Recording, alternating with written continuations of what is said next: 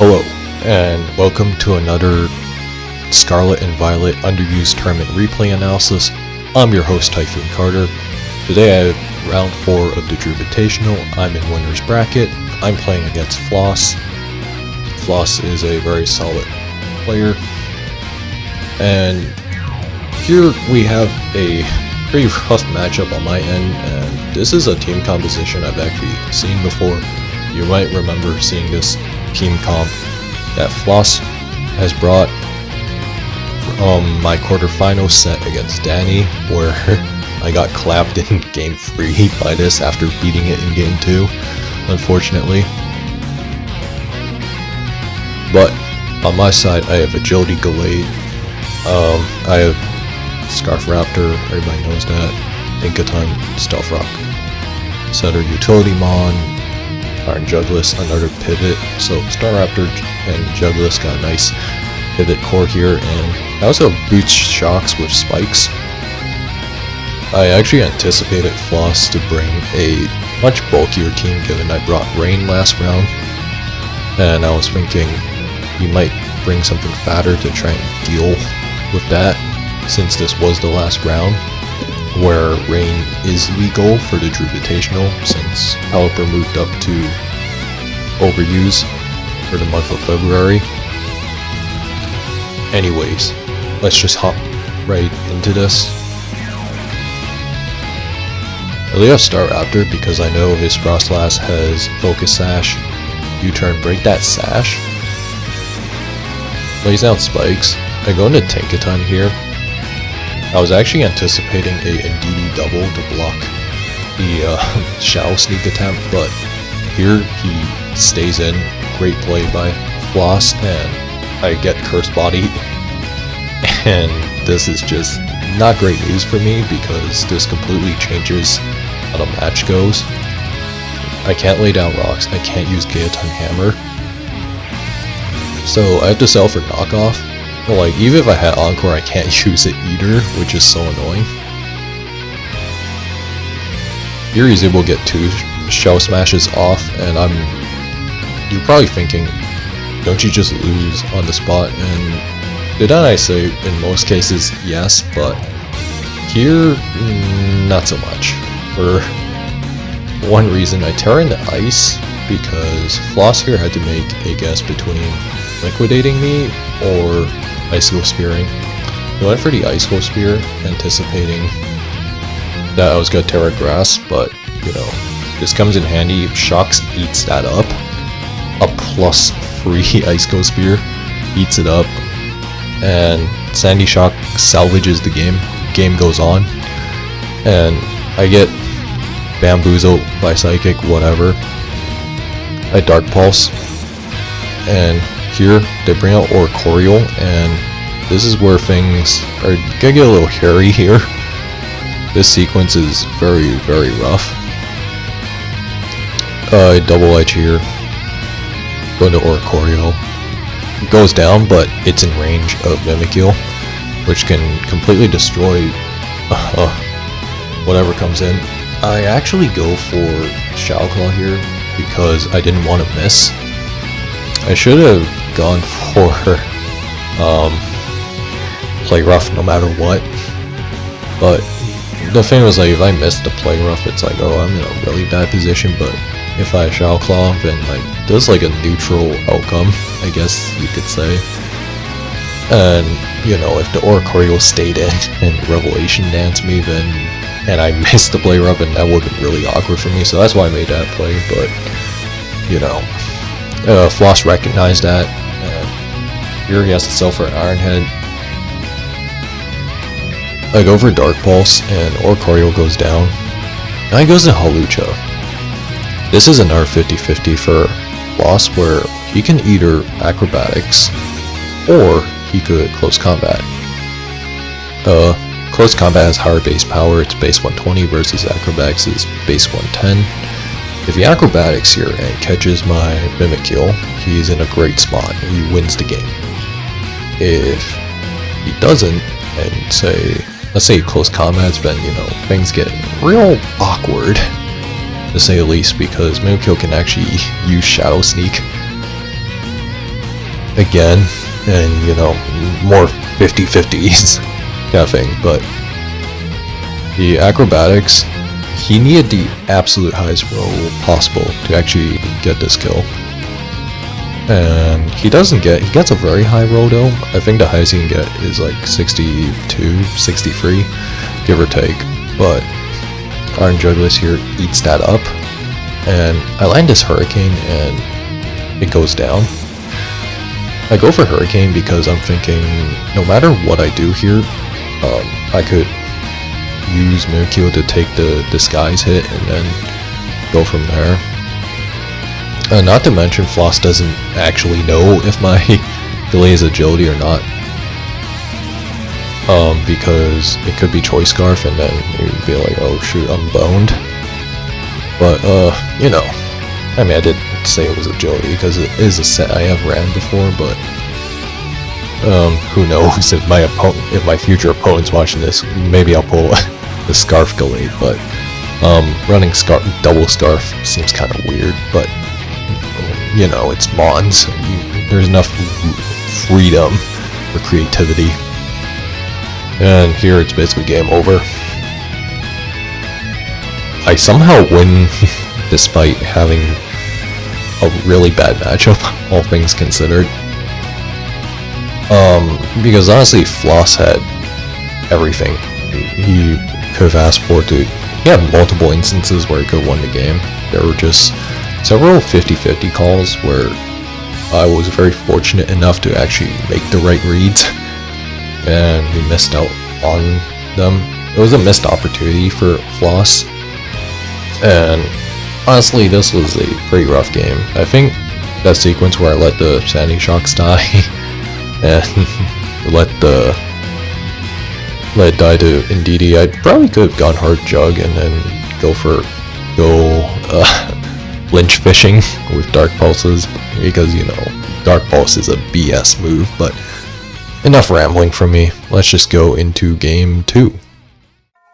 Okay, and we have game 2 here, and Floss brought the same team again, which makes sense considering he could have easily won game 1 if he didn't get some reads wrong on the 50-50s and stuff. But, you know, so he's feeling real confident, although I was sitting here when I saw this on Team Preview, I was like, okay, maybe I should have just brought Hard Rain, was what I was thinking, because Barraskewda Rain completely shreds this apart. If you remember that Gardevoir Rain team that I brought last video, but, you know, this was also a team I wanted to experiment. I want to experiment with Lycanroc Dusk. I've used Lycanroc Day in the past before, back in Underused Alpha with Lycanroc Sand Rush. But, you know, here I have Lycanroc All Attacker, Excel Rock, we got Close Combat, which hits real hard, Stone Edge, and Crunch, you know, the complete package, more or less, right? And the Sandy Shocks I have here is Focus Sash as well. Mimikyu, Jugulis, Staraptor, again, like those 4 shocks as well, those 4 mons I like a lot for a variety of reasons. They're just great for a lot of things. It's a structure I've used a lot over the Drewvitational, especially against TSR and now against Floss. And then I have Slitherwing here, who was priority. I didn't think he was gonna bring Psychic Terrain again. If I had realized that, I would not have bothered. But, you know, here we are. Let's just hop right into this. I should have an easier time getting Stealth Rocks up with this type of team composition, since Frostlass is less of a pain for me to deal with. Here, turn 1, Floss actually makes a really bold choice here. He goes lead Hawlucha. Right. Lead Hawlucha, very, very scary. I lead Slitherwing, I was thinking, okay, I'm gonna get free U-turn pivot off on this guy, was my first thought. But, you know, I mean, he could have also been anticipating the Lycanroc to be the suicide lead of choice, given that it actually does match up very well against Frostlass, so, you know, looking at it, I don't think it was a bad decision by Floss at all. It was a pretty solid one. I'll give him props for that. But here yeah, if I stay in here, it's like practically suicide. He reads my Sandy Shock switch, and I get close combat it. Mimikyu here again. Just gets completely. I get it completely bamboozled. I can't use this disguise for an emergency later, so you know. This has a long-lasting effect on this match, but you know, you gotta do what you gotta do, right? And here, it makes things a little awkward for me later in the game because I don't have a safe bailout. I mean, I know he has Haxorus, but I'm talking like against Cloyster, against Oricorio, especially against Oricorio, because that thing can be real annoying. So, to bring up Frostlass, I play rough here.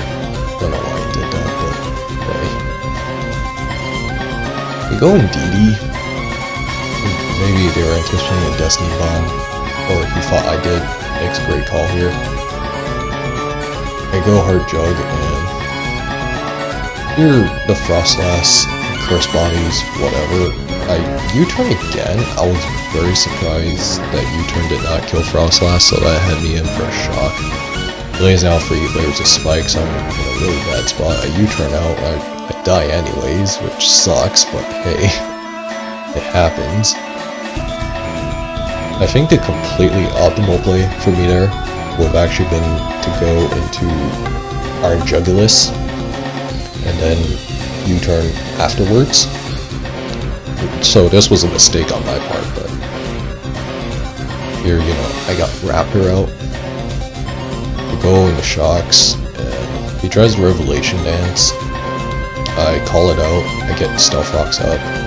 He Clear Dances, which, honestly, looking back at this Stealth Rock Creed at its finest, but, you know, that happens. I'm like, oh, I'm being done by a Trapfish from Peril. He tries to Revelation Dance. He roosts. I read it with the Earth Power. I try to catch him QDing again. I don't know why I did this. This is completely dumb. That's a waste of a Terra, and it's something I go on to regret later. Here I go hard Jug. Anticipating the Oricorio. Okay, so for those of you who don't know, Revelation Dance, if you terrestrialize, Revelation Dance becomes, the move type of Revelation Dance becomes whatever you Terra into, so it was a ground type move. I knew that Oricorio loves to run Terra Ground, so this was a great call that I made. He air slashes. I was hoping to U-turn out, but you know, I get flinched and Jug goes down, which sucks. Yeah, so I calced this out. I was like, okay, Oricorio cannot kill me. I have to hope he doesn't flinch me again, because that'd be so annoying for me. Here I'm able to. This Oricorio is basically dead now because he has to go into something else. He's forced to go into Indeedee, and lucky for me, I have Excel Rock, and I have Crunch. But at this point, since I have Lycanroc, Duskin, I'm going for game here. Psychic Terrain's up, so, you know, no Excel Rock. Second thing of note here is that I cannot, like, yeah, if Lycanroc has to get what is a less than 20% roll on close combat, that's Tough Claws boosted. You may be wondering, wait, what about Stone Edge? But here's the thing with that. The problem with that is that because my dumbass decided to use my Terrestrialize on Sandy Shocks earlier, and the Oricorio killed me, I was kind of like, oh snap. I really wish I didn't use my Terra there, because, you know, if I Terrestrialize, whether it's Rock or Fighting, I could at least guarantee a kill on the hacks, but You know, alas, here we are, and I'm going for game here. Only an 18% chance to kill him, and I was very fortunate to get the high roll in my favor with this, and honestly, I think Floss played way better this game compared to game 1. There were less mistakes, you know. He played a lot more solid for the most part, and I think that Oricorio should won him the game, but ran Air Slash. Ladies and gentlemen, this is also why you should just run Hurricane on your Oricorio, so that you can actually kill stuff, because if you didn't run Air Slash and you ran Hurricane, this game would have been over like 10 turns earlier or so, probably. But here we are anyways, and here I'm able to just mash close combat and win the game. And, you know, I'm able to win this set 2-0. I didn't really dominate Floss. It was a very rough game. I got very lucky, even though I had made a couple of major mistakes, such as using Terra on my Sandy Shocks, which is something I really need to stop doing all the damn time, and having some actual self-restraint, but that's besides the point, you know. But I also think I played to my outs reasonably well, and a Floss did as well. This is why he's a solid player, you know. He played to his outs, but it didn't work out for him, which sucks, because, you know, this is Pokemon. Sometimes things like this happen, and I was able to come away unscathed with a 2-0 win. I also think I should have brought a better team choice. Okay, to be fair, I think my Game 2 team was a little bit better than my Game 1 team. But I also think Floss made way more mistakes, or got a little bit too, I guess, autopilot. And he got like basically every 50-50 wrong.